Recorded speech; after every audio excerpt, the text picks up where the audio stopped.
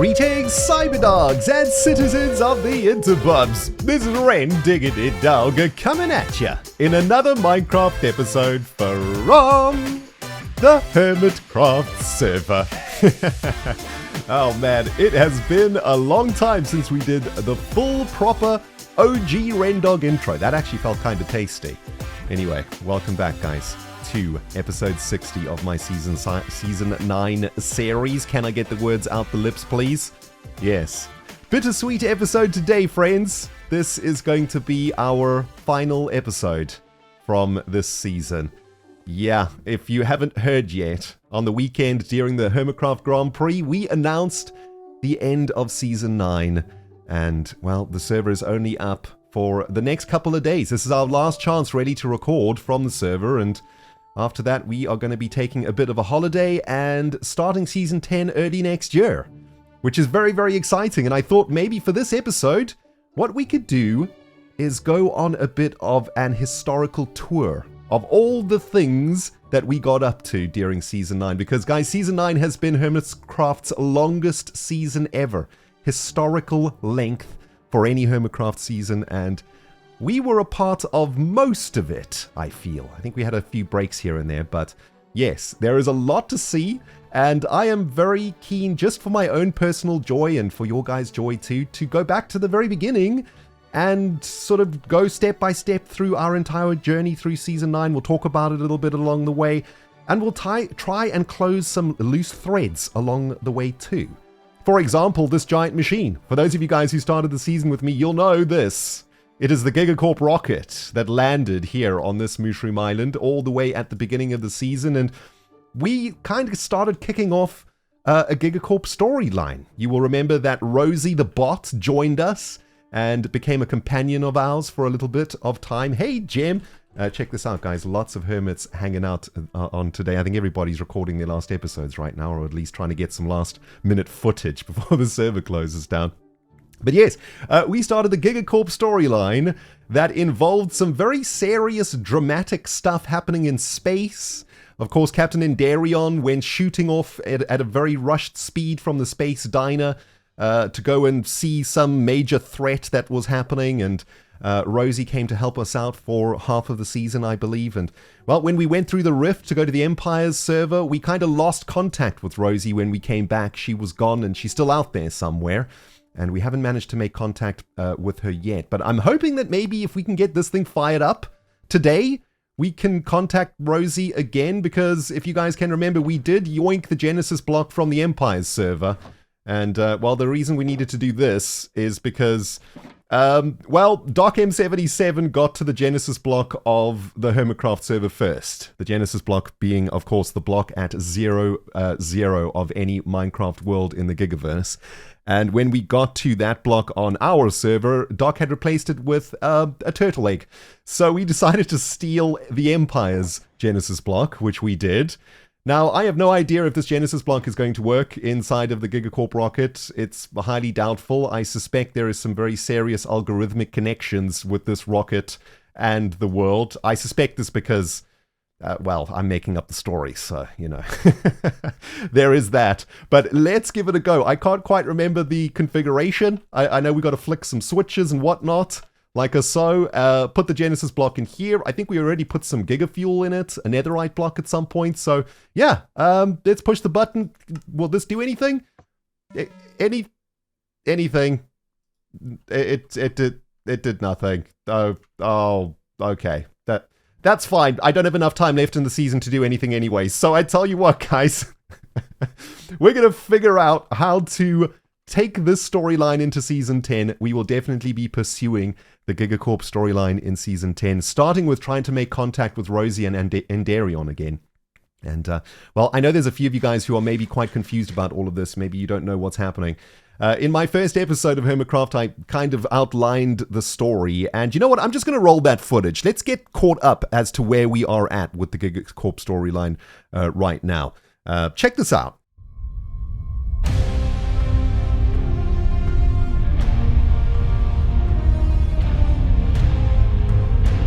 Is planet HC-9 ready for gigification, Rosie? The planet is ready, Admiral, but we may have a problem.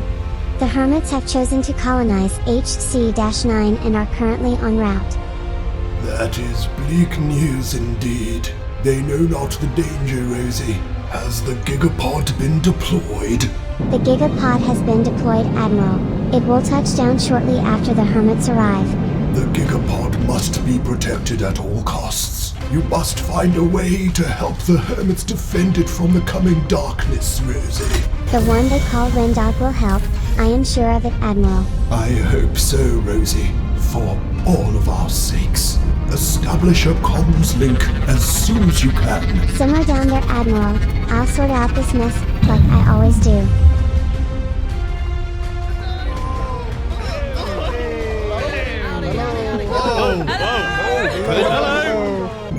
I guess we're in communication with Rosie now. Your current location is... Hello? Enormous Cave. Rosie? Your GIGAPOD delivery is arriving soon. Is there anything I can do for you? You're kind of freaking me out a little bit. Can we talk later? I've got some important things to do. Jeez! Warning. The GIGAPOD has breached orbit. Touchdown confirmation in T-minus 5 minutes. Houston, the GIGAPOD has landed. Structural damage, minimal. Warning. Fuel reserves, empty. Rendog, you must find the GIGAPOD immediately. Please hurry, we cannot delay.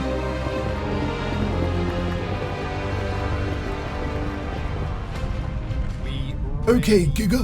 Open a secure comms beam with the Prometheus on port HC-9. Secure comms link beam open, Admiral. Rosie, do you copy? Over? Loud and clear, Admiral. You are looking great today, if you don't mind me saying so. Thank you, my old friend, but we have little time for frivolity. What news from your mission? Has the GIGAPOD been activated yet? The GIGAPOD is stationed successfully in a safe biome, Admiral. However, our operator has been heavily distracted as of recently. This world is more interesting than we anticipated, and his attention span is far worse than we calculated. Distracted? Perhaps our calculations failed to take into account the impact of peculiar influences on the operator. Oh, this is grave news indeed, Rosie. Well, to be fair, B-double-O built him a majestic tower for his reign as king, although he did have to switch out some diorite blocks, which is totally understandable. He also built roads, fixed the economy, built a giant statue, and even achieved an incredible Z advancement, all of which has been rather time-consuming to say the least. B-double-O what? A king, you say? A Z what now? Oh goodness, what a mess. Rosie, you must get our mission back on track. The fate of this galaxy depends on it. Keep your shirt on, Admiral.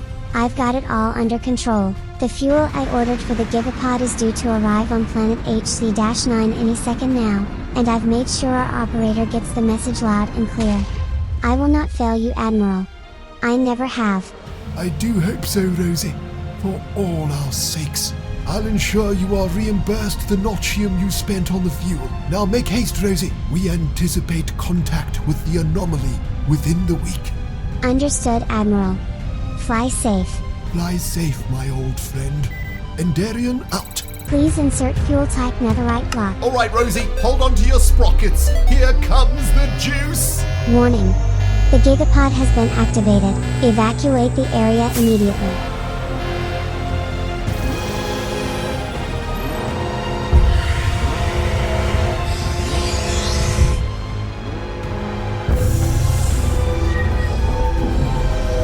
GIGAPOD activation successful. Having a look All at this systems control green. panel thing, I have no idea what to do. Rosie, any help? Insert Genesis block to begin world scan analysis protocol. Genesis block? What the heck is the Genesis block? Dang it, Rosie! You're supposed to have the answers to these questions. I mean, the viewers have literally been waiting for months now for the GIGAPOD storyline to unfold, and here you come with yet another one of your riddles. Where the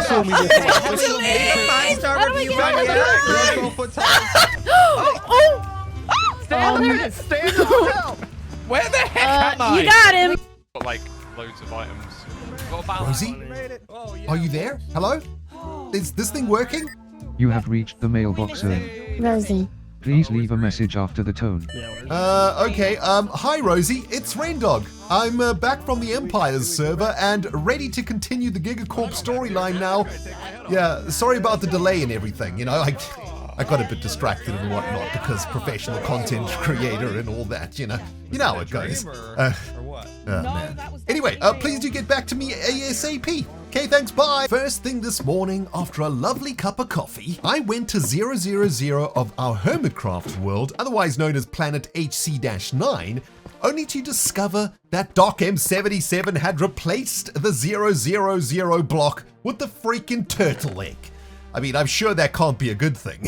Anyway, even though the HermitCraft Genesis block was now lost, I suddenly remembered a comment from one of you guys saying that we could maybe yoink the 000 block from the Empire's server if we needed to.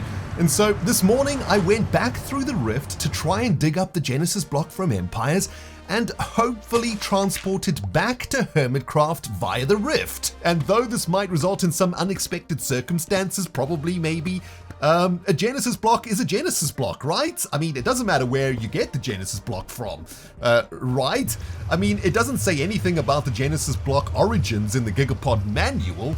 It just simply says, insert Genesis block. Everything will be fine. I mean, don't worry about it, guys. Right? Ah yes, it's been a while since I thought about all of this, everybody, and I'm mildly as confused as you are, but Too Long Didn't Read is as follows. At the beginning of the season, Endarion told Rosie to come and help us do stuff. Endarion went off in a flurry of fear to go and fight something, I presume, and Rosie and I began our mission to try and contact or at least get this thing fired up. We got made king of the server, which distracted us somewhat, and then we went through the rift to the Empire's server, and on returning from the Empire server, Rosie had disappeared. So Rosie's out in the Gigaverse somewhere, Endarion is out in the Gigaverse somewhere, the Prometheus is currently orbiting planet HC-9. We will be hopping onto the Prometheus very shortly after this episode to go back into cryostasis, and the Prometheus will then hyperspace to planet HC-10, where we will begin our new season and pick things up on the GIGACORP storyline side of things. I also need to, I think I need to fine-tune the story a bit. There's a few holes. There's a few timing issues and whatnot. So, yeah, next time we get back into this whole bit of deep, deep lore, I'll try and clean everything up a little bit for you guys. But I'm looking forward to getting back into it, of course, for Season 10, guys. And don't you worry, we shall one day make contact with Rosie again and figure out what this immense threat is in the Gigaverse. And hopefully Endarion is okay. And hopefully we can meet Renbob again. Where you at, Renbob? I guess he's on the Prometheus with, yeah, all of his friends. I.e. any hermit that has currently finished their season is in cryostasis on the Prometheus right now. That's the deep lore. Okay, good. Yes. All very confusing. We'll sort it out in Season 10. So yes, here we are on GIGACORP Island, everybody. Of course, this was our industrial base for Season 9, and we shall be returning here a little bit later in the episode. We only started working on this particular project a little bit, a month or two into the season, I suppose. Our Season 9, in fact, started with everybody else all the way back at Spawn. And I thought for this episode, why don't we start from the beginning and talk a little bit about everything that we did, all the builds that we made, all the stories we were involved in. And I don't know, this is going to be a very podcasty episode, guys. I'm not going to do a lot of editing. There's going to be umming, ahhing. I've got my cup of coffee here. There's going to be some sippage happening. And if this sounds like your cup of tea, go get yourself a tasty beverage, because this is going to be a long video. But we'll see you at Spawn. Half a stack of rockets later, and we are back at the world spawn of Season 9, where all of this madness began. The longest and most epic HermitCraft season ever began right here, with a bunch of hermits shouting and screaming. You guys remember that? Yes, good times. This place has changed a lot, of course, since that time. In fact, I believe most of this was stone. And since then, of course, it's been beautified and been made to look amazing with a whole bunch of awesome stuff happening. And of course, our beloved TFC's base was right here too. And Yes, this is where things kicked off. And if I remember correctly, I mean, it's been a long time since that first episode, but it almost feels like it was a couple of weeks ago for me. Pretty crazy how fast the time has gone. But if we begin our history tour of Season 9, I think this was our first major project, wasn't it? GigaPies. There used to be a pie here that was yoinked by CubFan for the museum, I believe, which is fantastic.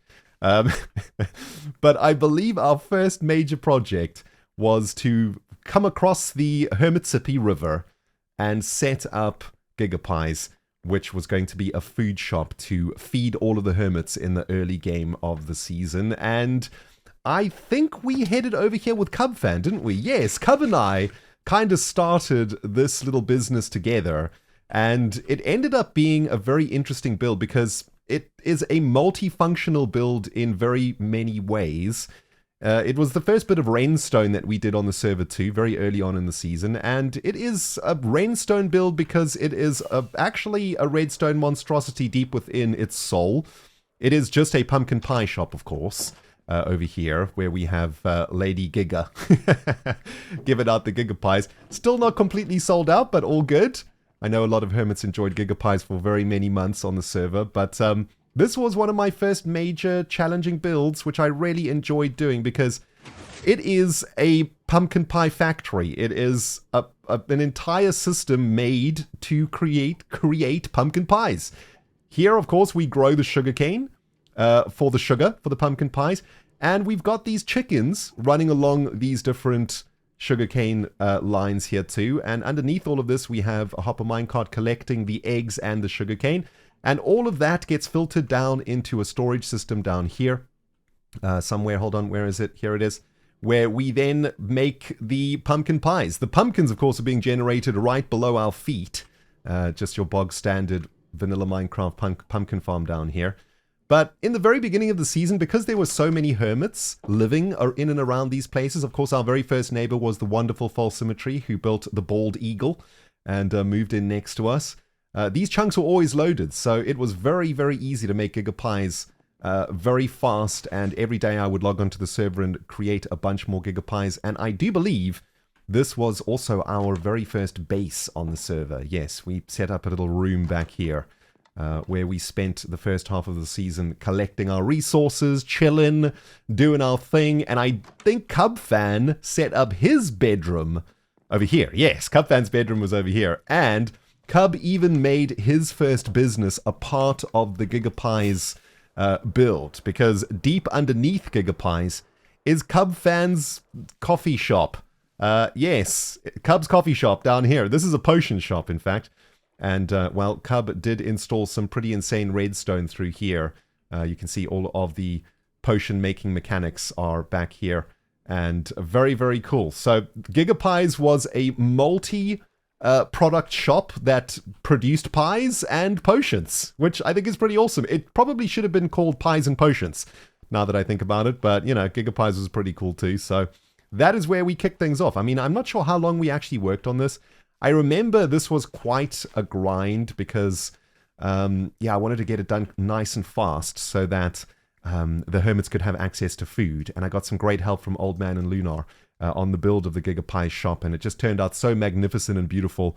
And I do believe it did feed a lot of hermits for a very long time. Although I am forgetting that actually our very first house was Rendog's doghouse over here. And I don't even know, is there still stuff in here? Oh, there's actually a notch apple in here? Wow, this must have been our first notch apple that we discovered, right? I suppose that's pretty cool. I'm going to take that with me. That's pretty awesome. Yes, and I think there was some shenanigans that occurred here in the doghouse too. But yeah, this was our first base, I think, and then we moved on to making GigaPies. I think this was like a episode 1 or episode 2 grind. I remember just grinding on this project for like 2 or 3 days because didn't have really good tools or enchantments and stuff, and it took forever. Plus, I had to build the GigaCorp rocket pretty early on too. So the start of my Season 9 was very, very grindy, and I learned a lot of lessons actually from this season. And I definitely won't be grinding that hard for the start of next season. I'm going to take it a little bit slower in the beginning so that we don't burn out too fast, you know. But very proud of what we did at the start of the season. Although I do miss my pie. Cub fan, grr. Yeah, our next major project, I think, was this bad boy over here. And I think I built this thing just before I went to South Africa for holidays. And I do believe there was a creeper explosion over here also that never got repaired. Grr, which hermit was responsible for this? But yeah, this was a very awesome build that we did to this river, which was the main river at the very beginning of the season, where all the hermits kind of set up their initial builds and shops. I can't remember everybody, but let's try. This is a zoomer over here. This was Scar. This was Keralis. This was Gem. This was Pearl, I think. Yes. This was Tango, Impulse. This was just, can't remember now. I think it was Hypno. And this was Doc. This was another Jevon build, I think. This was False. This was Ren and Cub. This was Beefarino. This was TFC. This was XB, I think. Or was it the other way around? That might have been XB over there, and this was Hypno. I can't remember. This was also False back here. This was Wells. This was Iskal. And I think Stress was over there. And yeah, and I can't remember. Grian was here somewhere also too. I think Grian was here in this hole. I think was kind of where Grian was hanging out. Mumbo was here too. Yeah, Mumbo had a vault going on over here, which is pretty sweet. So I think that's everybody. Yeah, we all kicked the season off together in this starting area, and it was quite fantastic. BOO, of course, was over there in the magnificent castle that we would actually become a part of too a little bit further into the season.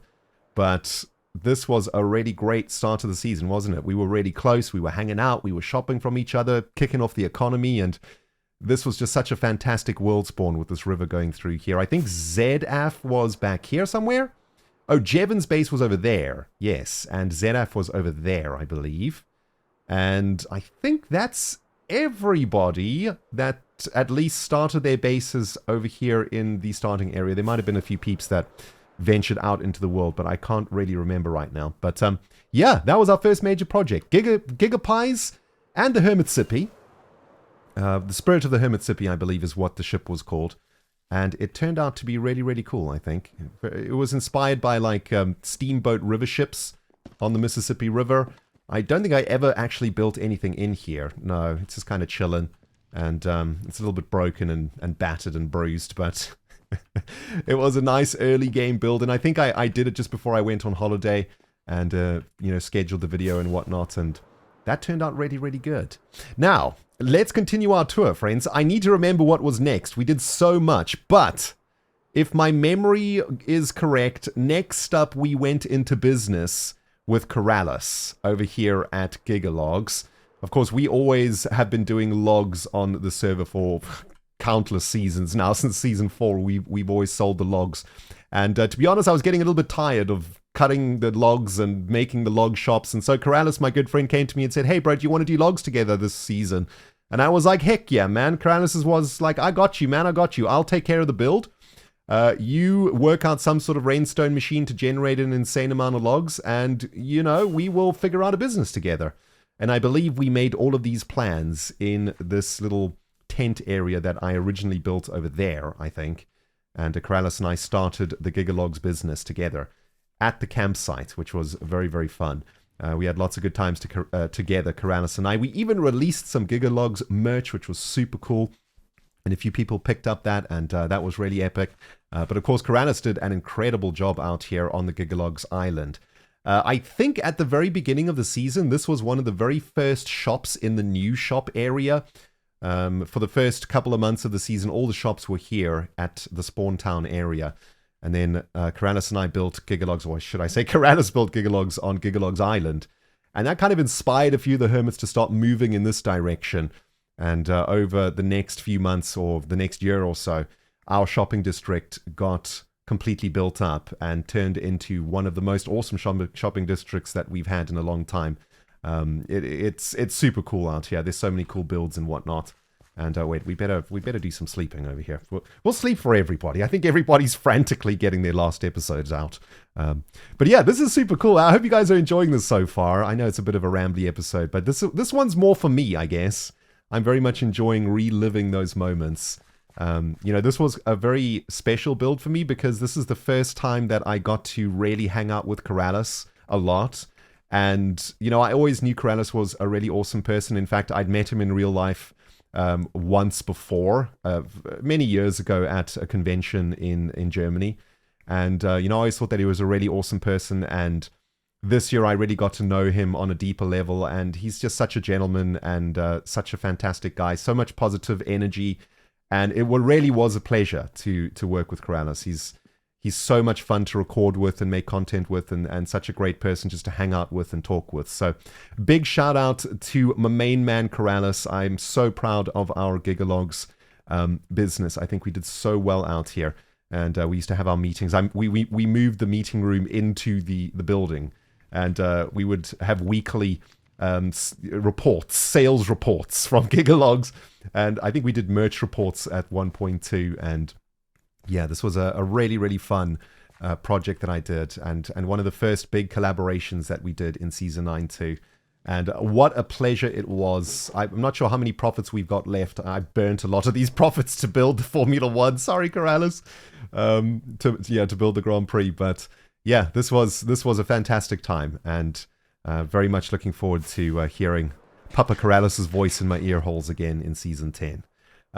So I guess where do we go from here, huh? Sheesh. I'm trying to remember exactly what was next. I should probably have a look at my playlist, because I guess chronologically speaking, we then went and spent a little bit of time out at GigaCorp Island because we needed to build the infrastructure to produce the logs for Gigalogs. So yeah, this is a good opportunity to head back to GigaCorp Island and look at some of the madness that we did out there. And I'm going to go and refresh my cup of coffee. This, like I said, this is going to be a long episode. Ah yes, the great northern nether tunnel that takes us 15,000 blocks to our GigaCorp base. This was a memory that I put very far into the back of my mind, because if you guys can remember, we ended up finding a Mushroom Island pretty much on the other side of this planet. And if I remember correctly, Rosie gave us the coordinates of it, or at least gave us a hint and a tip of where it was. And for some reason, it was 15,000 blocks away. I'm sure there was a closer Mushroom Island, but I think we just went out on an adventure to try and find one. And it ended up being this far, far away place. And we spent a lot of the mid-season digging this tunnel on live stream. Do you guys remember that? Those of you guys who were with me for the live streams, oh my goodness, that was a grind, wasn't it? And, well, it was a really awesome Mushroom Island because it was absolutely massive. And I was quite excited to terraform the entire island, which was one of my more ambitious ideas for Season 9. Of course, we never got around to doing it because I think I bit off a little bit more Mushroom Island than I could chew. But we eventually dug the tunnel all the way out there to link up in the nether. And we have spent a lot of time out on GigaCorp Island. I also want to say a very special thank you to all of the incredible artists that worked on that amazing, those amazing animations that we did for the landing of the GigaCorp rocket. It was so very awesome to use Later's in-game cinematics and Sanny's incredible art to bring the landing of the rocket to life. And yeah, the rocket landed on this island, of course, and we had to come and find it, which is what we did. And we then made all of this, which I just love it so much. I think it's so cool. It's one of my favorite bit of rainstones that I ever did. And I believe the very first thing that we made was this. I think, if I recall correctly, it was either this or this. All of which, these three machines were designed to make a ridiculous amount of logs for Gigalogs. This thing was a sapling planter, so you plant the saplings on the dirt and then you mine them, or you cut them down and they all get collected and sorted. Down here, I believe, is the sorting system. Yes, collecting all the logs and all the saplings. And the saplings, of course, were needed to fire up the Giga Chopper, which we will talk about in a bit. But this, I think, was our very first massive redstone project out here on the island. The Creeper Farm from Hell. It is the most perfect example of Redstone. Of course, Redstone ain't purty, but it works. And yeah, I don't know what I was thinking. It's a pretty impressive build. It is a quadruple cell creeper spawner. So creepers spawn on these pads, and then an etho clock on top of this thing flushes the creepers down every now and then. And then for some reason, I decided to send the creepers upwards, all the way into the sky, where they get processed up here. They sort of pop out the top of this creeper fountain and then get melted by these campfires. And then within here is where we collect all of the creeper juice. And of course, we needed all of this gunpowder because we decided, for whatever reason, that the Giga Chopper was going to use legitimate TNT and not duped TNT. And I wanted to do that just because I wanted to give myself a really cool project, right? This thing creates actually quite a lot of gunpowder. When you AFK here, you can get shulker boxes worth of gunpowder at a very, very fast rate. And yeah, I use thousands of gunpowders to create thousands of TNTs. I don't even know if we can see the statistics for TNTs. I suppose we can if we can find it in this giant list. Maybe items crafted, we'll see it. But I do think I made quite a bit of TNT. 6,000 TNT crafted. Okay, that's a little less than I thought, but that's still quite a lot. And, well, we needed all of that TNT to power this monstrosity, which is a design that we have been amplifying throughout the seasons of HermitCraft. I think the first version of this we created in Season 6, and it was a design inspired by Etho's tree chopper in his single-player series. And at first, it was just one TNT dropper. And of course, the way that this thing works is that you grow trees underneath this dropper, and then you drop TNT at different levels to blow the trees up. And in this current design of the Giga Chopper, we can blow up 64 giant spruce trees at a time. So it takes quite a long time because you got to build the dirt platforms, then plant the trees, then clear out the center, then drop the TNT. And I mean, dropping the TNT in takes hardly any time at all. It takes just a few seconds to harvest an entire planting of trees at the Giga Chopper. But it generated an insane amount of logs for us, which were all gathered and sorted into this little system here. And down here we had some more filters, filtering out all of the saplings and the logs over here, and then I would fill up these shulker boxes and transport them over to Gigalogs to stock the place up. Here was all the bone meal to grow the trees, of course, and the hose to get the saplings, and the dirt to replant the trees on the Giga Chopper platforms and whatnot. And yeah, this thing was really fun. I really, really enjoyed cutting trees this way. Of course, there's a lot more efficient tree farms that you can make in Minecraft. You can make AFK tree farms, of course. But I don't know, I don't particularly enjoy AFKing. I want to play the game, you know? So I really don't mind coming out here and spending a couple of hours chopping down trees.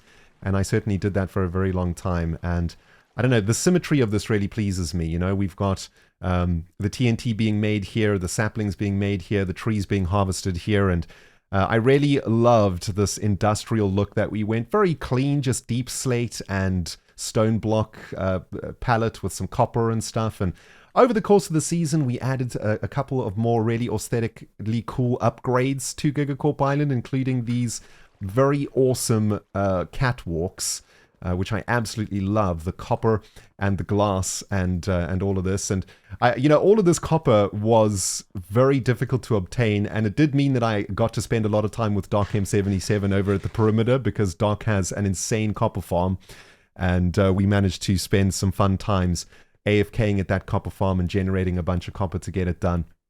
And we created pretty much, I think we encircled this entire thing with these platforms. Yeah, we did.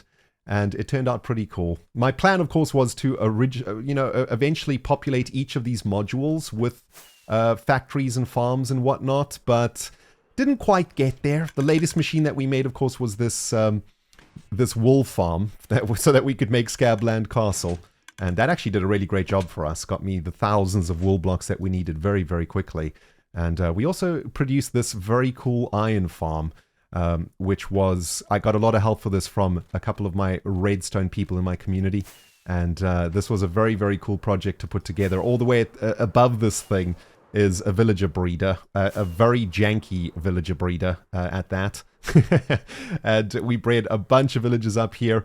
and use them to fill up the golem spawning modules. Of course, we've got some villagers inside here being eternally scared by zombies, and this is how we are producing the golems. I mean, this thing made so much iron that I didn't actually need any of it. I mean, look at this. We are stacked up to the brim with iron blocks and almost filled up again with iron ingots. Absolutely outrageous. No need to make an iron farm ever this size, everybody, but that was a fun project. Although I feel like we've jumped a little bit out of the timeline, haven't we? Because we did this a little bit later on in the season. But where we are in the timeline right now is that we came out here to make the tree farming infrastructure that we needed to keep Gigalogs supplied. And this was a very great project for me to work on because I got to collaborate with some of my community outside of the server, some much smarter Redstoners than I, and some people that have been with me for a very long time, like Realgar and some other fine people. And I want to say a big thanks to all of my community members who helped me out with some of this stuff out here, guys. You guys made me a better Minecraft player. You got me thinking more about Redstone. We spent a lot of time doing some amazing Redstone designs during live streams, all inspired by your guys' great work and by our creative server where we were working together to come up with some cool stuff for the season. And yeah, very happy with how this island turned out, especially with the terraforming. I really enjoyed terraforming this island. Luckily for us, we have a mangrove biome just off the edge of the shoreline here. Yes, there it was. And yes, I do remember spending many a long stream out here grinding away at the mud, because I think mud was introduced during season 9. Is that correct, guys? I can't remember. Maybe very, very early on, or maybe mud was like a new block that came in with the season. But I instantly fell in love with this block. I think it's very, very beautiful. I love that it's got a little bit of purple and blue hues in it. And it is a very industrial build-looking block. Industrial-looking building block. Jeez, that's difficult to say. And to me, it almost looked like there's a bit of rust in there, you know? Almost as if it's the floor of a very old factory or something. Or, I don't know, a land that has been covered in soot and pollution and things like that. And I think that this block really inspired me to terraform this whole Mushroom Island into what turned out to be a very awesome looking industrial area, and I very much enjoyed making this look like this. It's one of my favorite things to do in Minecraft is get a piece of land and just change it completely, and I'm looking forward to doing something similar in Season 10. I haven't quite figured out the plans yet, but we shall certainly be doing some major terraforming next season, and yeah, hopefully I will choose an island that isn't this size. I was mentioning a bit earlier about how massive this island was. I think this is probably one of the biggest mushroom islands that I have ever seen. It is very magnificent and very large. And the ambition was to cover the whole thing in mud, but of course that was a silly idea. That was never going to happen. And I think a part of me was hoping that another hermit would come and live out here. I remember trying to convince Cub to come live out here. And I think he came out one day to have a look at it and he was like, oh yeah, this is cool. But I never heard back from him. I think Cub realized the impossible nature of this potential project and kind of very smartly backed away from it. Although I think Doc did come out here at the beginning of the season to set up like a slime farm or something over here, which was very, very cool. But yeah, this was our industrial island. By the way, we have a sandworm that lives here, which was something that I kind of wanted to storyline at some point, but never got to it. Because look at this. This really does look like a sandworm from Dune, right? Like a sandworm hole. Look at this. It's pretty insane. But yeah, never got around to that. Very many things that I wanted to do, but didn't get around to doing. But that's Minecraft for you, right? Wherever you go, you get inspired, and then, you just end up not doing it, I suppose, as you get distracted by other awesome things that you discover. But yes, that was GigaCorp Island, the Creeper Farm, the Giga Blaster, the Iron Farm, the Sapling Farm, the Sheep Farm. I think this is probably the best redstone industrial work that we've ever done in HermitCraft. I don't think we've ever created redstone industrial stuff at this scale, and I kind of want to do this again next season. I really loved this. I loved doing these redstone builds. So next season we shall certainly be doing something like this again, I think, and hopefully we can... I'll try and shrink the scope a little bit so that we actually get to finish things that we start. But that's the story of HermitCraft, isn't it? Amazing things that almost get finished but don't. And, you know, you love to see it. I mean, that's the soul of HermitCraft, really. But yeah, awesome. GigaCorp Island. It was great. Loved it. And I'm going to miss the place. I'm not going to lie. Brings back a lot of great memories. And yeah, one of my favorite things that I ever did on HermitCraft. I really loved this. Don't panic, everybody. I've just had a bit of a wave of emotion while I've been coming back to the shopping district for our next trip on this historical tour. We're over here at Jevon's netherite beacon. Yep, you heard it right. Netherite beacon. Made by Jevon in survival Minecraft. Amazing. And we're out here at GIGAJACKS, of course, which I think was our next project. We were creating quite a lot of pumpkins over at the GigaPies factory, and we decided to make a shop out of the excess stock, which we did. GIGAJACKS. And another immaculate build that we shall go and have a look at in a second. But guys, when I got back here and was just flying through the shopping district and I saw this beacon, and I saw these immaculate builds over here made by B-Dubs, and of course the amazing Scabland Castle over there, I just got this little pang in my heart of how privileged I am to be a part of this HermitCraft thing, and how incredibly HermitCraft has changed my life and shaped who I am today. And yeah, I just want to take a very quick moment to pass on my appreciation to my fellow hermits who, yeah, have given me the most incredible opportunity to be the part of something that, you know, I only ever dreamed about being a part of when I first started doing YouTube. I never in a million years thought I would be touring season 9 of HermitCraft. And, you know, every now and then I get these waves of emotion and appreciation for how lucky I am as a person to be doing all of this. And of course, how privileged I am to have you guys out there watching my content and supporting my work. And, well, without you guys, I couldn't do any of this stuff. So, yeah, thank you to the hermits, and thank you to all of you for giving me a life that I only ever dreamed of in my wildest imaginations. Absolutely, yeah, very overwhelming, very amazing. But anyway, before we got to get the tissues out, GigaJACKS. This was a very, very cool build that I love. It's one of my favorites from the season because it's just a little bit insane, a little bit crazy. And my idea was to not just make like a pumpkin shop where you would go buy pumpkins. I wanted the shop in itself to be a story of some kind, right? I wanted the shop to tell a story. So if we pop our head in here, we can see that we have various products for sale here. We've got jack-o'-lanterns for sale, and then we've just got the carved pumpkins for sale, and then I think we've just got bog standard vanilla pumpkins for sale. And we got a lot of the stock from our GigaPies shop over at WorldSpawn. But if we take a closer look at what's going on in here, these pumpkins are being produced inside of this factory, and they start all the way out here in a little workroom. I'm not sure if the snowman is still in here. Oh, it's been replaced by a pillager. Nice.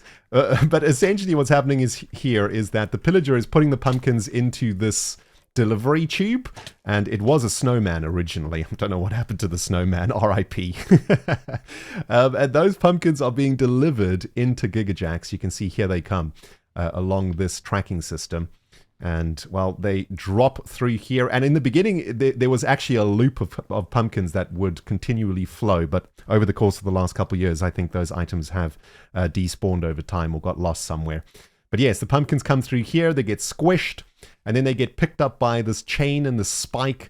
And then they go all the way around the factory where they get dropped into a vat of magic juice.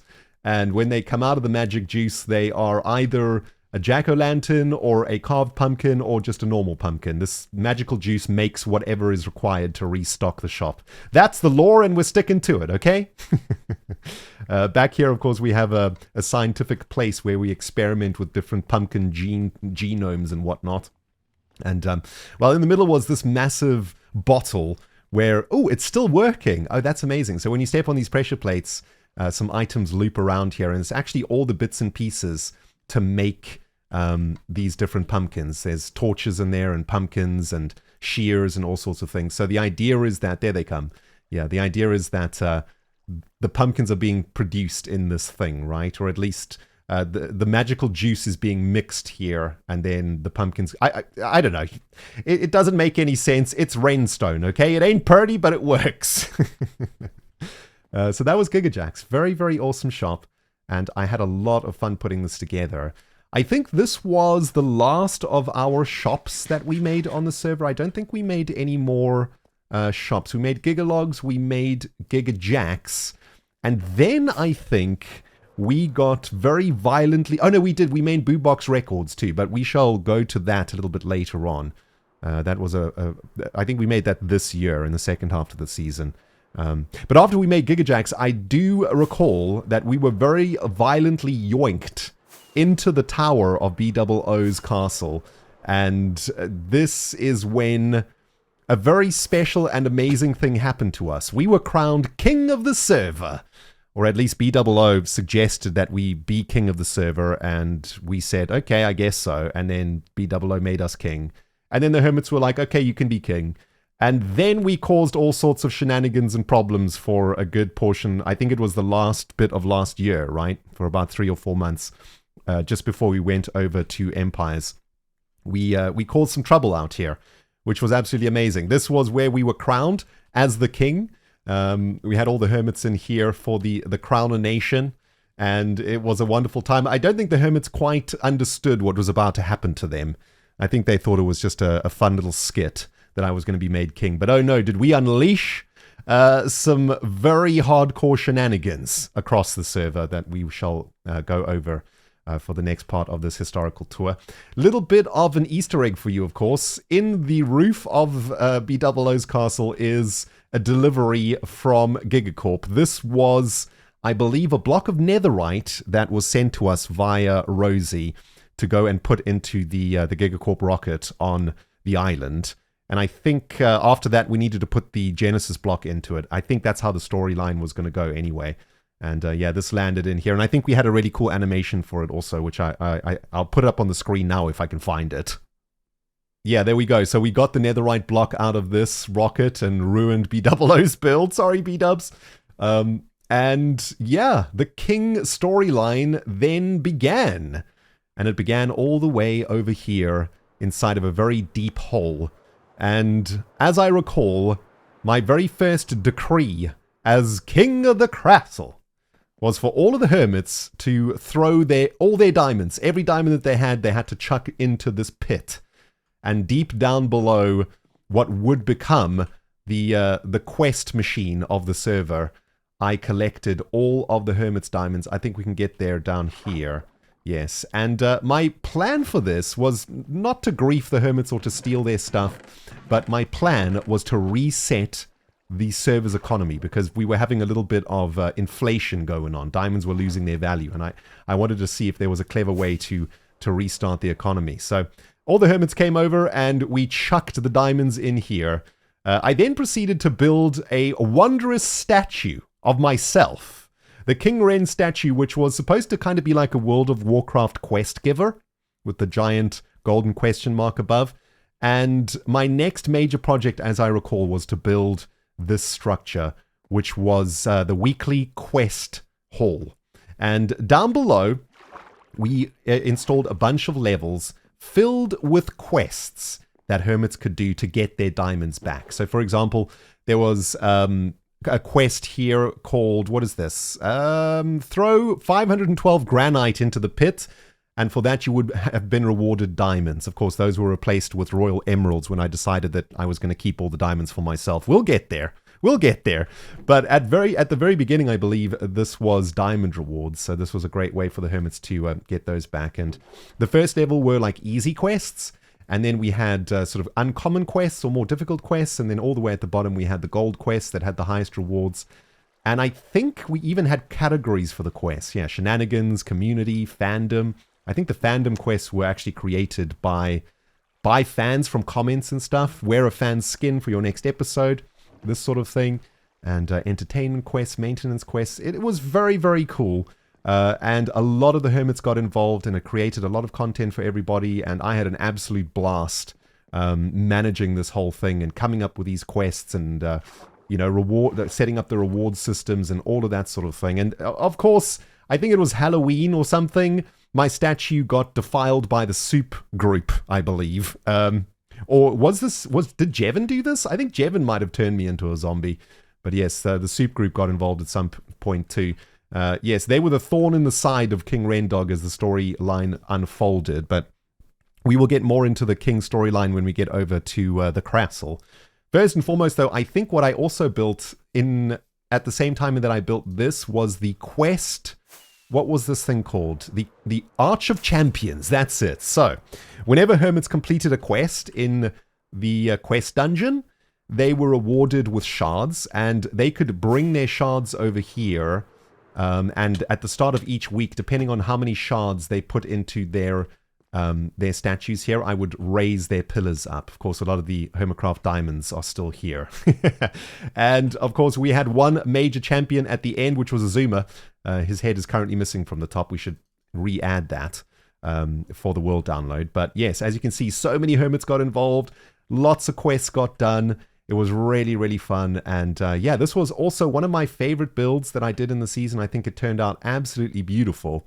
I went for a sort of a Roman gladiator type vibe over here, right? And I think it turned out so, so cool. It sort of overlooks the shopping district, looks really magnificent from afar. And, you know, this was sort of in line with the quest dungeon over there. So you get your quests over there, you go into the server, you complete your quests, you bring your award shards here, and you grow your pillar. That was kind of the game loop for the King storyline quest system. And it was really wonderful to see. In fact, this was one of my favorite things that I have done in HermitCraft, because for the very first time, I created a system on the server that like generated legitimate content for my fellow hermits. And, you know, it was a really nice feeling, and it just felt so good knowing that we were all working together all across these different videos and all across these different stories that the hermits were doing. In the background was this quest thing that was going on, and it felt really great that we were creating all of this amazing content for our friends, and you guys were really enjoying watching the different perspectives of all of the quests that were going on. And it was a really, really great time for me on the server, and I want to try and come up maybe with something like this next season, or let somebody else come up with something like this. But I'm very much looking forward to seeing something like this again in Season 10, whoever does it. I think this was a really great thing for the server. It brought us together, and it got us all working on something, and not just on our own bases and our own stuff. We came together for this weird madness, which was the King storyline, which kind of all accumulated and, yeah, climaxed, I suppose, over here at the castle. When BOO made me king of the server, he also built me this, which I think was a very generous and amazing thing for BOO to do. I mean, it wasn't just a castle, right? It is, I would say, one of the most beautiful castles that have ever been made on this server. And it must have taken BOO forever to do this. And the moment that he finished it, he called me over and he gave it to me. And this became our base while we were king of the castle, king of the server. And we had a lot of really, really awesome times in here. The King storyline was also a very special storyline for me in particular, because this was one of our second... Oh, hello there, Mr. Sausage. Of course, during the Empire's era, when the Empire's peeps came over, Mr. Sausage claimed the castle. In fact, I think I gave it to him, didn't I? I think I gave him the castle. But yes, anyway, this was another one of my very favorite periods of the server, because this was a time where where we did our second big collaboration with one of the hermits, and that of course was with BOO. And you know, I don't want to sound like a fanboy or something like this, but BOO has always been one of my favorite Minecrafters, and one of the original Minecraft YouTubers that inspired me to be a Minecrafter. And you know, I have always loved BOO's content. I've watched it forever, and the fact that I was actually working with BOO on this project was quite astounding and mind-blowing to me. And I got to spend some time with BOO, you know, recording and working together to come up with the next part of the storyline. And I remember at one point we watched audition tapes together in the throne room. I'm trying to remember how to get up to my bedroom. I can't remember. I think I'm just going to fly there. But yes, I spent a lot of really awesome hours with B-Dubs, just hanging out with him and getting to know him. And, he's such an awesome person and so much positive vibes and energies and such a creative genius when it comes to Minecraft and storytelling. And he helped me in many ways to become a better creator and a better person. And big shout out to B00. This was a very, very special project for me that I will never forget. It was fantastic. But yeah, so we got given the castle, and over the course of our kingdom, things started off relatively tame, and the hermits were loving the quests and so on. But then the soup group formed, and they started to cause some very serious troubles for the king, and thus I put together the Knights of the Square Table, which it consisted. I'm gonna get this wrong. I think it was so long ago now, but I think it was like Cub, Cleo, Iskel, B-Dubs, False, a couple of others I can't remember now. But yes, we got together to try and thwart the the soup group shenanigans. And the first thing that I did, I wonder if we can still see it on this map. Maybe not. I think the things were too small. One of the first things that I did is I started to make a bunch of laws that the hermits had to follow, and I built these massive boards all over the server with new decrees, things like "you shall not party" and such things like this. And yes, I started to become a bit of a draconian leader on the server, and I think the server started to get annoyed with King Ren. And shenanigans started to ensue, led by the soup group, who very outrageously threw a party in my most private of areas, which I believe was one of our next big builds that we did in the season. It, of course, was King Rendog's vault. And down here is where I made my Scrooge McDuck diamond vault, and I came and put all of the server diamonds down here. No longer could the hermits get diamonds for their quests. Now they got royal emeralds, which of course I could produce infinitely. And I stored all of the diamonds down here like a very greedy king.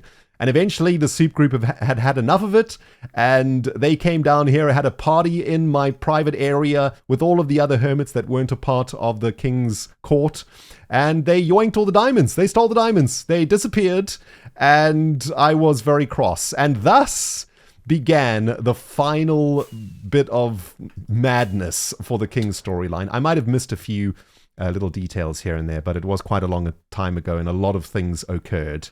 But yes, the final, shall we say, climax of the King's storyline is that I challenged the server to complete the King's Labyrinth minigame. And if they could do it, I would give all the diamonds back. And if they couldn't do it, I would... they could keep the diamonds. It was something like that. I think I still had a few of the server diamonds left. I think there were still a few diamonds left in the quest dungeon. I'm struggling to remember the details, but yes, I still had like a bunch of diamonds left, and I think I maybe had all of them, and the soup group had just taken a few of them. I don't know. Maybe you guys can help me out with the actual lore in the comments. I probably need to go check the wiki. But yes, the final climax of the King's storyline is that I went a little bit crazy. Right, a little bit like Theoden from Lord of the Rings. You know, B00 Wormtongue was whispering in my ear and made me a little bit insane. And so I summoned the Knights of the Square Table to produce the most deadly and terrifying minigame the server has ever seen. And in the course of, I believe, 48 hours, we all came together to create this monstrosity on the roof of our Season 9 Nether.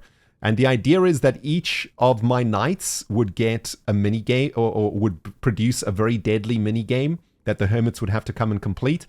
And then the final minigame would be a battle versus King Ren and the knights.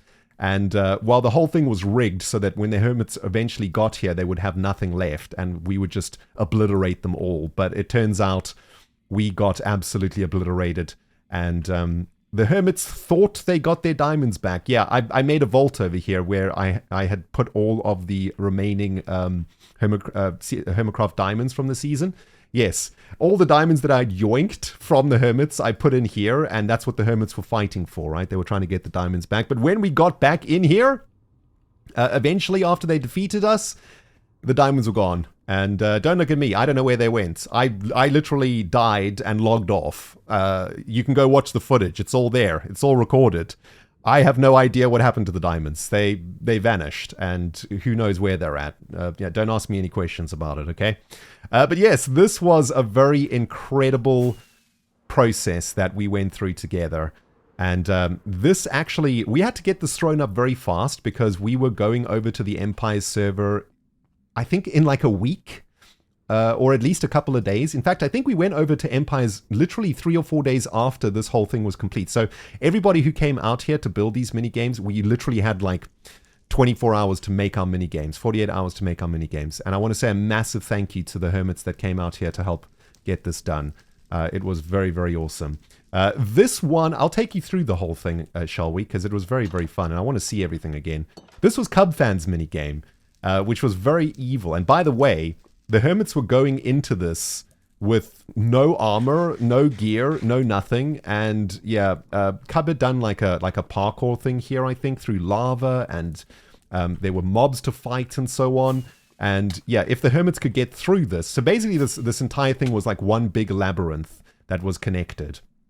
And you had to get through Cubfan's minigame first, which involved skeletons jumping up here and shooting at you, and you could collect loot along the way. Yeah, there was sort of loot along the way, and hermits geared themselves up as they went through. There were respawning checkpoints also, I think, things like that. And yeah, once you finished this section, so once you'd completed Cubfan's section, we were all up there watching.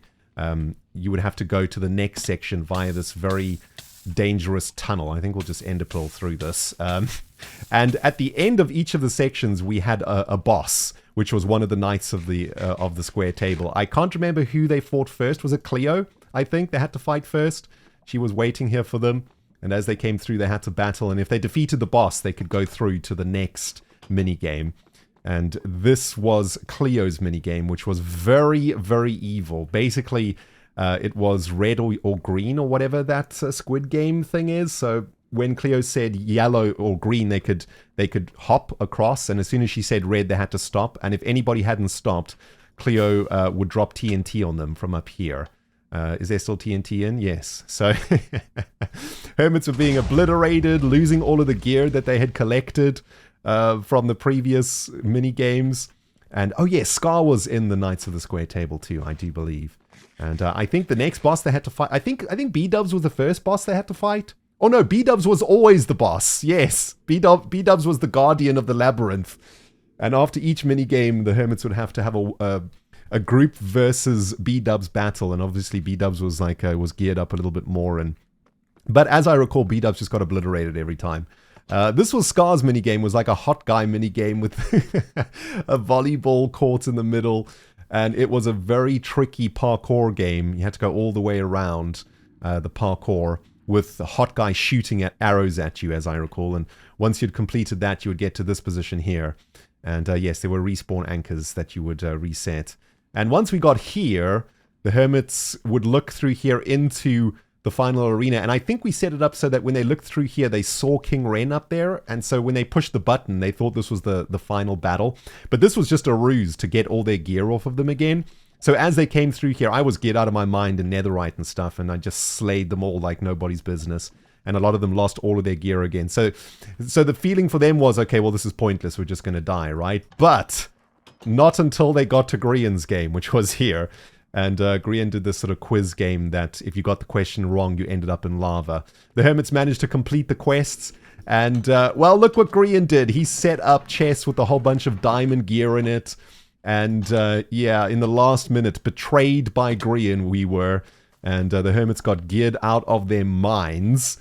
And I thought I was just going to be able to fight them in the final Mario Brothers battle arena, but as the hermits arrived here, King Ren and his knights were up here, and then yes, we had some sort of a mechanism at the bottom, yes we did, where the knights of the round table came up one at a time. I think Cub came up first to fight all the hermits, got absolutely obliterated. Cleo came up, got obliterated. Scar came up, got obliterated, and then BOO and I were the final two the final hope for the diamonds of the server. We jumped down and tried to fight them. I think we might have taken a couple of them out, but yeah, in the end, King Ren was taken out, and the hermits made their way into the Labyrinth vault, where they were, well, disappointed to discover that there was nothing in here.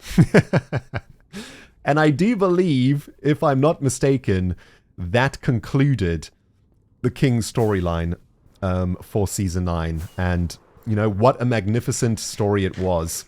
It was the next major collaboration that we did, but this time it wasn't a sort of one-on-one collaboration.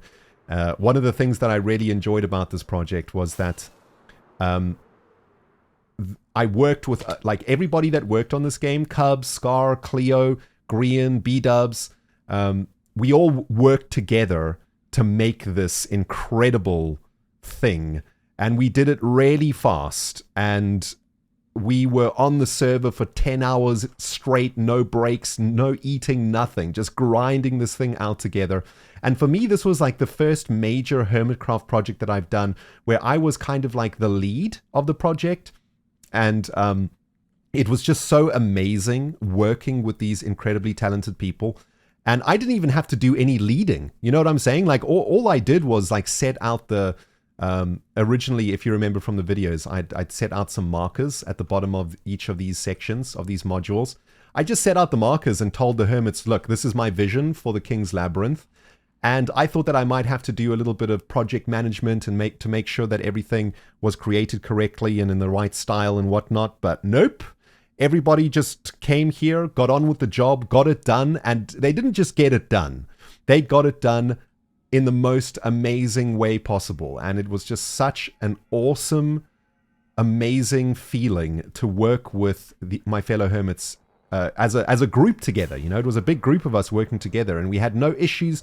We just worked together like well-oiled machines and got this thing built out. And it really reminded me of how strong a bond we have on this server and what we can achieve when us hermits come together and focus on like getting something amazing done together. We really can achieve anything when we work together. And that project really highlighted for me how very special and awesome it is to work with these amazingly talented human beings. And I was just, even to this day, so incredibly proud of everybody that was involved in the King storyline, and so proud of what we managed to achieve together. I think we pulled off a very interesting, unique, and very entertaining storyline that I don't think we could ever replicate again. And for me, that's a feeling that tells you did a great job on that. And I think, you know, I think we did a really magnificent job on it, and it would never have been possible without the help of all of the hermits that got involved in the King storyline. So take a moment to say a big thank you to all of them. Guys, thank you so very much. All of you who were in the King storyline, you know who you are.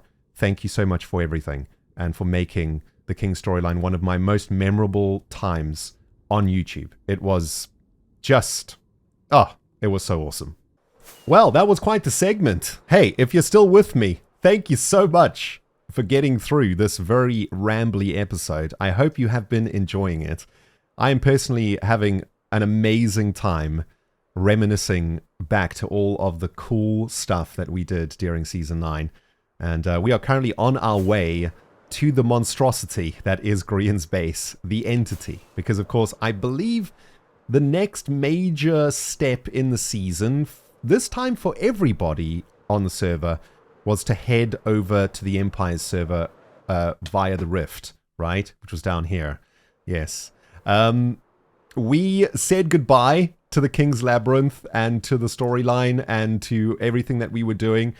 And all of us hermits, or at least I think most of us, jumped through the Rift and went over to the Empire's server, where we did some really, really great stuff out there. I obviously can't get back to the Empire's server, so we can't go and have a look at what we did out there. But from what I recall, we created a really cool little base on a little island.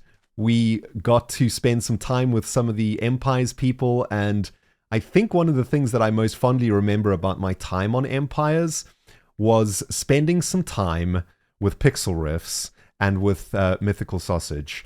both of which are really, really awesome people that I was delighted to meet and very inspired by. You know, Pixel Riffs has got such a calming energy about him, and it was so cool, because I think what happened, we went a little bit later, did we? Maybe? I can't remember, but we woke up in Pixel Riff's tomb, I believe, and, you know, Pixel Riffs has got the same kind of weirdness that I do, and loves a bit of lore and a little bit of strangeness, and loves to, like, bring a story into his Minecraft work. And he, you know, when he contacted me and said, "Hey Ren, I've got a great idea to, you know, for you to get onto the server. Why don't you wake up in my tomb?" I was like, "Dude, you and I, we're cut from the same cloth, baby. Let's do this thing."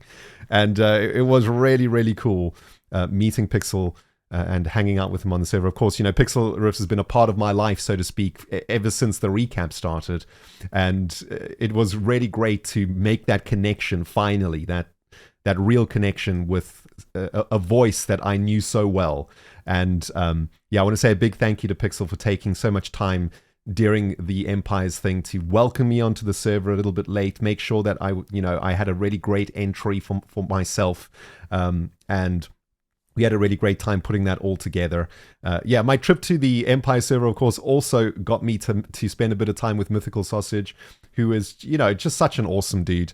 And we had a great time together. I think we also have quite similar energy, and I do hope that in the future we can do some stuff together, because when we came back from the Empire server, I didn't get a lot of time to spend with him, because I think I went to South Africa or something, and I handed over the castle to Mythical Sausage, and then I had to leave, and we didn't get to spend some time together, which is actually one of the things I regret about Season 9. There's not a lot of things that I regret, but one of the things I regret is that I was not around to be active when the Empire's peeps came to HermitCraft, and it was just a timing situation, which was unfortunate. But you know, I sometimes like have a bit of guilt in my heart that I kind of let Mythical Sausage down a bit. You know, he moved into the castle, and I wasn't there to be a part of those shenanigans and so on. So Sausage, I don't know if you'll ever watch this, but if you do, you know, I feel a little bit bad about all of that, brother, and you know, I hope that maybe one day we can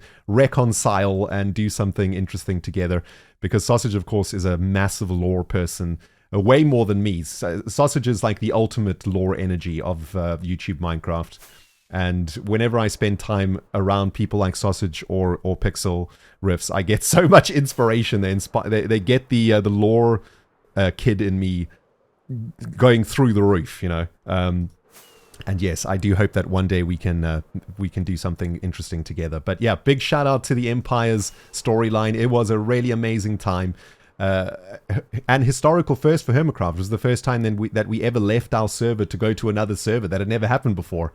And it turned out to be a really fun time and a really, really great experience for everybody. And we had a lot of great times, met a lot of new friends, and yeah, it was super cool. And yeah, like I say, I wish I'd been able to be a little bit more involved in all of that. And yeah, unfortunately, life just didn't align correctly at the time, and I kind of missed out on all of the really amazing stuff. But you know, you can't win them all, friends. You can't win them all, you know. So yes, the Empire's era came to an end. We came back from the server. We lost contact with Rosie, and I can't really remember what happened next, if I'm completely honest. I think... Oh, I know what happened next. We started working on a couple of other new projects, didn't we? Yes, that is when we began work on Blue River Raceways, or perhaps it was shortly before we went to Empires, or just after. I actually can't even remember now, but I do believe that our next major project on the server was Blue River Raceways, and we got to work with Etho on making what has turned out to be one of my proudest projects I've ever worked on in anything. And it is all the way over here at the end of the green tunnel, of course, in the Nether Hub. And I'm trying to put this on the timeline. I really can't remember now exactly if we started Blue River Raceways before Empires or after Empires. It must have been after, right? Yeah, of course, this is the latest project. You guys have seen a lot of this now over the last couple of episodes. And we don't need to go through it in too much detail because we just did the Grand Prix, and the VOD for that is on my channel. So you guys can go and experience the Grand Prix from there. But let's talk about it a little bit, right? Because this crazy project started right over here with Etho. And it was Etho who came into the HermitCraft Discord one day and said, hey, does anybody want to build a boat race with me? And I put my hand up because in Season 6 we made the Speedy Pines Raceway, and I'm a big fan of boat racing and I love it. And I was like, yeah, man, let's do it. And Etho and I came out here and we started working on the Blue River Raceway. And the project started in a very interesting way because Etho had found this massive frozen biome area, and his creative mind kicked in and said, hey, we can turn this into a race course. Let's get it done. And we're going to make it a massive race course. And so we decided, all right, we figured out the lines for the race course. And we said, okay, Etho, you go that way. And Rendog, you go that way. And eventually we shall meet in the middle. And by eventually, I mean like a year later. It took us quite a long time to get this thing finished. It was a project that we worked on for most of our seasons.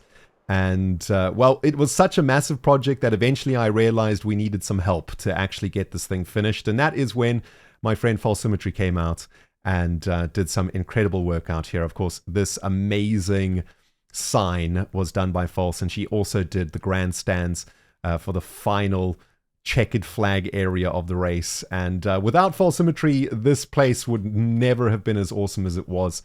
And a big shout out to her. It was just such superb work, top quality work out here. And we worked on this loft area, of course, which is a very, very cool build that we did. Very happy with this build. One of my favorites. And yeah, we just then spent a lot of time just grinding away on getting Blue River Raceways done. And well, this weekend I was very privileged to have all of my fellow hermits, or many of them in fact, coming out for the race. The Blue River Raceway was completed. I can't believe we actually finished this project. In my heart, I felt sometimes that we would never finish it because it was too massive and too large.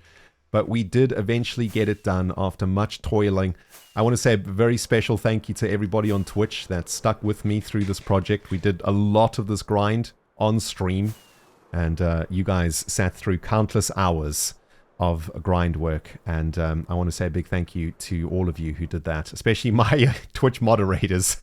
You guys are absolute champions. Thank you. But yeah, this is the race course. False Imagery did this this map for us, and it starts over here and it twirls all the way through like this, and then there's a massive stretch of Polar Bear Express where racers very quickly learned to hate the polar bears they would bump into. And all of this section was what I built, and then Etho's side of the track started over here.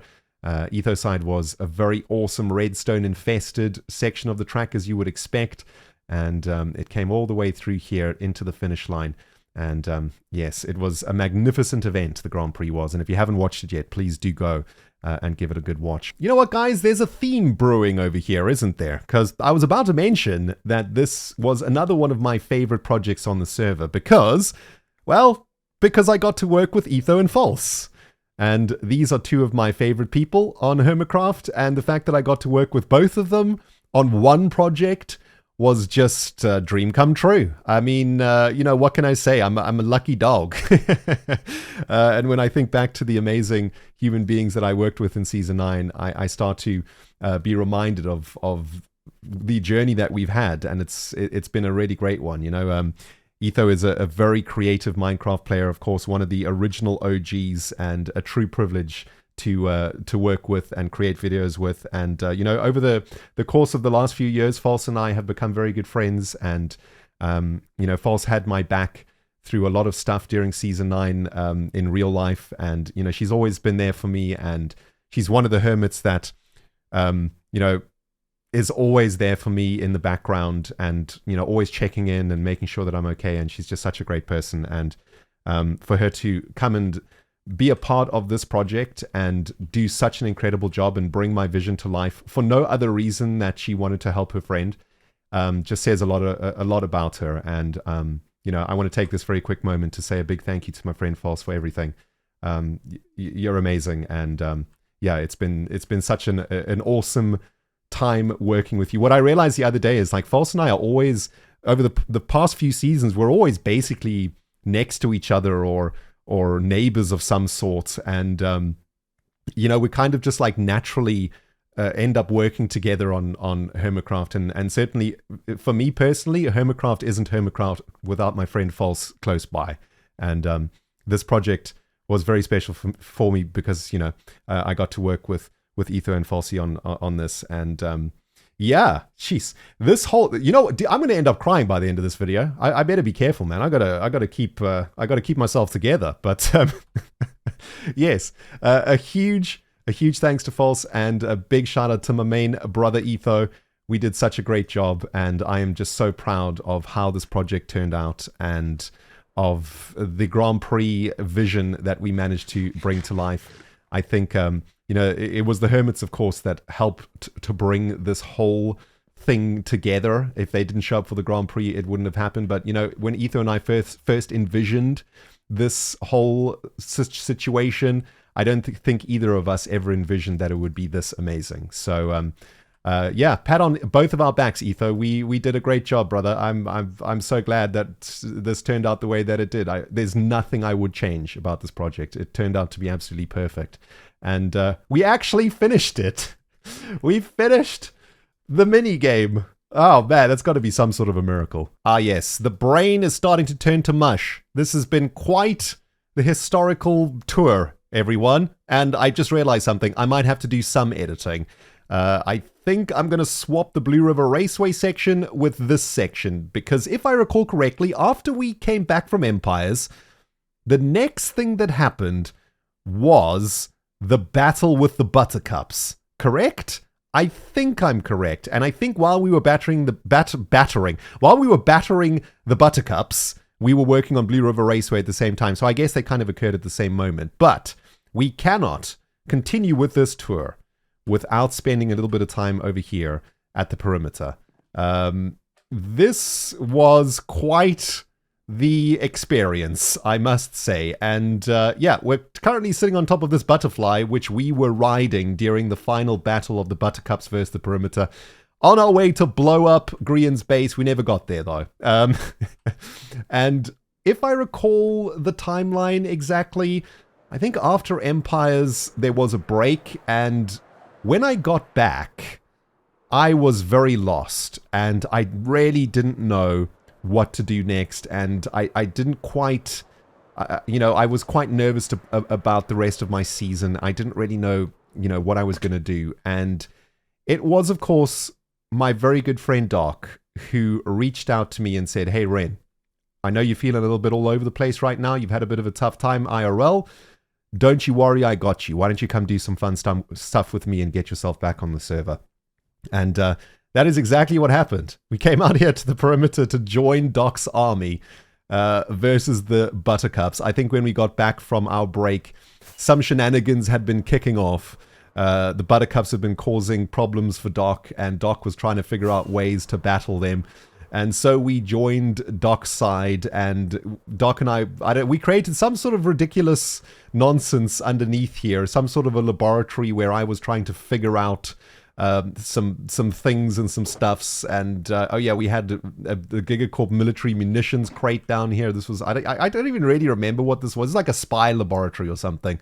We became some sort of a sniffer spy, didn't we? Yes. Very unclear. My memory is not too great during this period because my mind was a little bit foggy and messed up, but what I do recall is that we had a heck of a lot of fun, especially when Doc and the Buttercups unleashed their mechanoids that came into a massive battle over here while we were on a floating butterfly on a one-way trip to destruction. And it was a really, really great time. And you know what? It was actually a really amazing time for me personally, because it did get my mind back into the HermitCraft game after a couple of months of difficultness. And you know, Doc is one of my number one people here on the server and in my life too. I spend a lot of time talking to Doc and hanging out with him, and over the course of the last few years, Doc and I have grown to know each other a lot more and a lot better. And, you know, Doc has always been there for me. And, you know, I feel like we have a very good relationship. And this whole thing, when Doc invited me to come and join him at the perimeter, was just a friend reaching out. And it felt really, really great. And I do want to say a very special thank you to Doc for everything that he's done for me over the course of the last few years, all of the great times we've had together, all of the amazingness that we've produced together in Season 8, and, you know, with the Hermatrix and all this stuff. It's been a great ride together, brother. And, you know, Doc and I have met in real life once, and we got on like a house on fire immediately. And ever since then, we've been great friends, and we continue to be great friends. And, you know, I did come out here and build this on Doc's perimeter, but, you know, I kind of wanted to leave a little bit of Rendog near Doc Dog, and just to remind Doc that I am also here for him when he needs me, even though perhaps this monstrosity is not the exact reminder, the exact kind of reminder that one would want to leave a friend. But yes, the Buttercup battles, the era of the perimeter versus the Buttercups that we got briefly involved in was great, a great time, and a really great way to get my head back in the game. And I think after we did that, we really started to focus on our next major project, which was the Blue River Raceway, and I think we dedicated quite a bit of time to getting that done. So I think I'm probably going to edit this video a little bit, and we'll throw the Blue River Raceway section in now. Good news, everyone! I just realized there is another project that we get to show off before we start closing things out for this episode. To be honest, I don't really want to stop recording, because when I stop recording, that's the end of my season, and I kind of want to drag this out a little bit longer, if that's okay. And so let's spend a little bit of time at the next shop that we built. You know what? I think I might have even messed up the timeline. This might have been even before Blue River Raceways. I think this kind of slotted in between the Buttercup War and Blue River Raceway and Scabland. It is, of course, BoomBox Records. And this is our record shop that we created on the server here in what is my favorite part of the shopping district. In and amongst the BOO and Scar shops, we squeezed in our own little project, and we try to make it as awesome as possible so that it would match the magnificence of both BOO and Scar's building techniques. And I think BoomBox Records turned out to be absolutely amazing. Cleo came over and helped us stack the records like this. They look super cool, and yeah, this place just turned into a sort of old-fashioned record shop from the 70s, where upstairs you would have a lounge to come and listen to your records, play some piano. We even have a recording studio back here where Doc can come and lay down some bars. And I really, really love this build, and this was a great little project, I believe, to get our minds back in the game. I think maybe this is what we were working on after our break, and it was a nice, juicy project to get stuck in. And it was inspired, of course, by some madness that we did with ZF. ZF came to me one day and said, hey, I need to complete a Z advancement. We need to get all the records in the game in one go. And he used our creeper farm over at GigaCorp Island to generate all the records out of creepers. And it was a pretty amazing time, to be honest, to be a part of that whole thing. And, you know, I just realized, as I think I've already said in this video, that all of my favorite times have come from my collaborations with the Hermits, because this season is the first time that I actually got to do some stuff with ZF. And, you know, he is a very creative and very clever person when it comes to Redstone and creating very unique and interesting Minecraft content. And this was, I believe, his own Z advancement, a cacophony. Have all 16 music records playing at the same time. So we needed to produce all the records. And so we did that, and then I decided, yeah, we'll build BoomBox Records off the back of that insanity. And so we did it. And I want to say a big thank you to ZF for including me in his Z Advancement storyline. And I know we had a lot of fun together. He's an absolute blast to record with, a very kind person to work with. And Yeah, it was a lot of fun. Blowing up all those creepers, producing all the records, making the record shop. I don't know if we actually sold any records. I doubt it because we built this kind of late into the season where things weren't really needed anymore. No, I don't think we actually sold any records, but that's fine. The record shop itself turned out to be really sweet. And more importantly, we got to do a really cool Z advancement with ZF and spend a little bit of time with him. And I hope that we can do a little bit more together in Season 10, Zed. It was a pleasure working with you, sir. And yes, quite the brain you have on you. And I'm always excited to see what ZF comes up with next, because it's always something insane. And yeah, you know, you love to see it. My dearest viewers from all over the world, we've been recording for so long now and flying so far across the server that I broke my elytra. We ran out of elytra durability. Yeah, I kind of am struggling right now because we are approaching the end of this episode.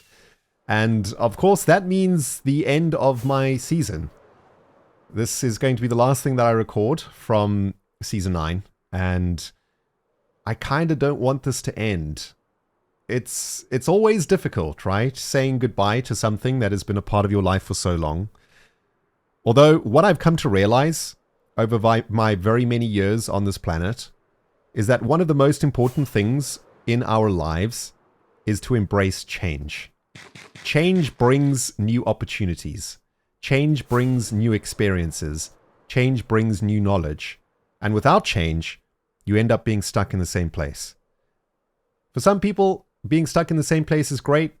For me, I need things to reset. I need to learn new stuff. I need to fill my brain hole with new adventures and experiences and human beings. And the only way that you can do that is by changing things up. But I really don't want to. I've really enjoyed this season. It's been so great, and it's going to be so hard to say goodbye. But I guess here we are, at the last major project that we worked on and just finished a few days ago. And that is Scabland Castle. This monstrosity behind us.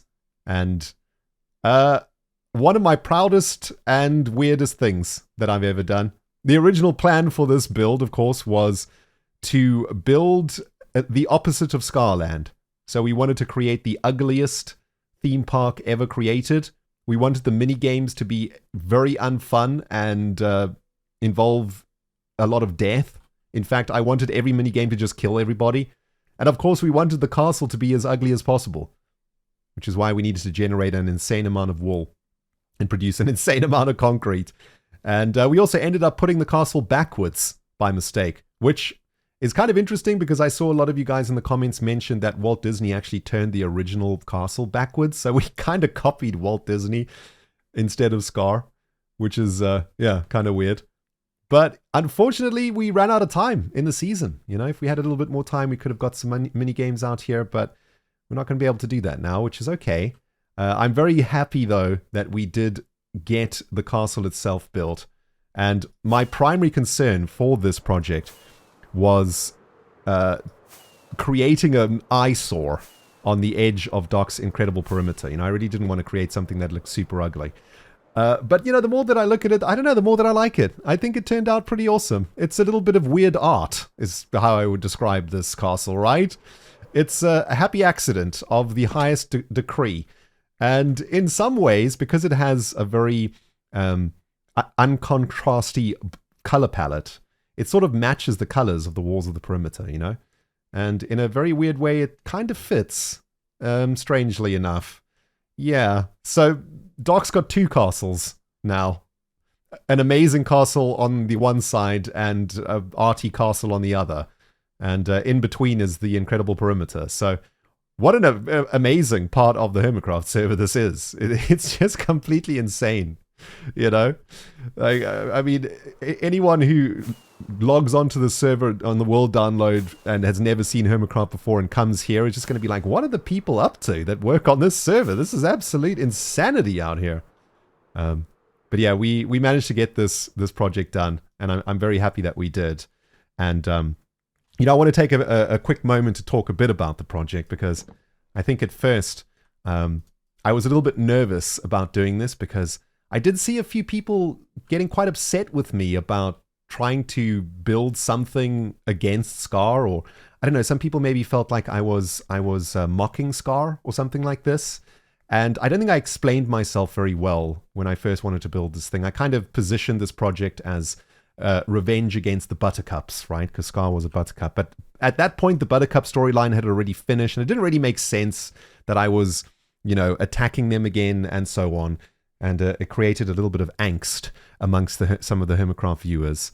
And that's certainly not what I ever wanted to do. The primary purpose of this castle really was to satirize Scar's amazing work in a way that showed my appreciation for Scar's amazing work, in a way I wanted to show how insane Scabland Castle is by creating something that is not even close to it, and how difficult it is to just make this. Can you imagine how difficult it was to make Scabland Castle, right? And I guess I wanted this to be more of like a tribute to Scar than an attack on Scar, but I know that I positioned the whole thing incorrectly, and I think I came into the whole project a little bit aggressively, and perhaps didn't explain myself well enough. I think one of my weaknesses, I suppose, as a storyteller, is that I sometimes misplace aggression, is how I would say it. I think there's a very fine line between like comedic drama and just perceived aggression. And this is quite a difficult line to tread, especially, in a Minecraft video. You have to use the tone of your voice and your language to try and convey your message. And sometimes you get it wrong. And I feel like maybe I got it a little bit wrong for this project. And for any of you out there who were perhaps, taken aback by this, or felt like I was attacking Scar or something like this, it certainly was never the case. If anything, I was trying to compliment Scar by showing how incredible his work was through the build of a vastly inferior version. But I really enjoyed it. It was great. It was massive. I've never built anything this massive before, I think. I think this is the biggest thing I've ever made. It's certainly the ugliest thing I've ever made. And it was fun because we had to make like a wool farm to generate all of this. So we had to create some rainstone for it. And it was a really great way, actually, just to sort of bring my season to an end, just to settle down for a massive grind, just to like grind away on something for days on end. And just get it done and have that feeling of completeness when you finish it. And, I got a lot of joy when I placed the last block in Scabland Castle anyway. And I'm very happy with how it turned out. And, Doc has told me that he loves it and he thinks it looks great on the perimeter. So all is well in the storyline of the Scabland Castle, which I believe was our last major project that we finished on the server. And I guess that only leaves one last thing for us to do, which is to say goodbye to each other for one last time here in Season 9, and to head off with excitement and joy in our hearts for Season 10, which I just cannot wait for. Kind of just want to start tomorrow, but I it's important that we all take a little bit of a rest and recharge our batteries and spend a bit of time figuring out what we're going to be doing for our next season. And over the course of the next few months, all of us hermits will get together and talk about it a bit and try figure stuff out and see what we can bring for you guys in Season 10 to make Season 10 even better than this season, which is going to be a very difficult thing to do. But I think we're all going to try our darndest to make it happen. And, well, I think it's only fitting, I suppose, that we go and take our seat on the crown on the crown? Take our seat on the throne. Oh my goodness. Okay, hold on. Here come the emotions. Hold on. Ren, you are a king. Kings do not tear, my friend. Keep it together. Yes. Let us go take our seat on the crown with...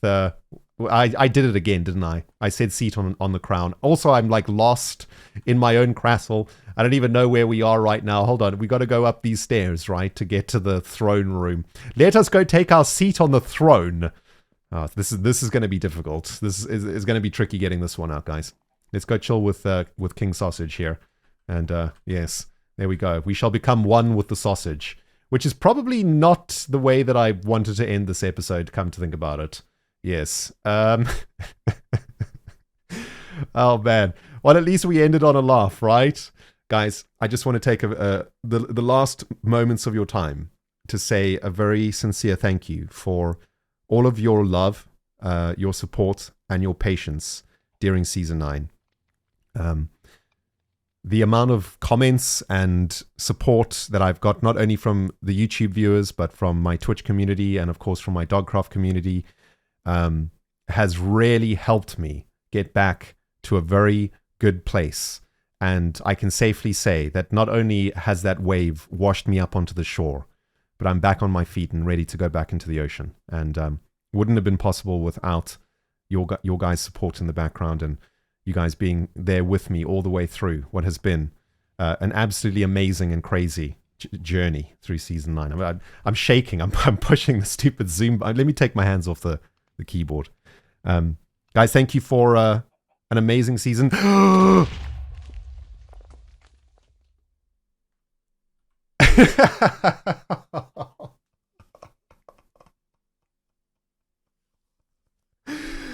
Okay, Shenanigans from the HermitCraft server to the end.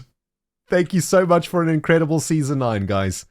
And I really hope we can see you again in Season 10.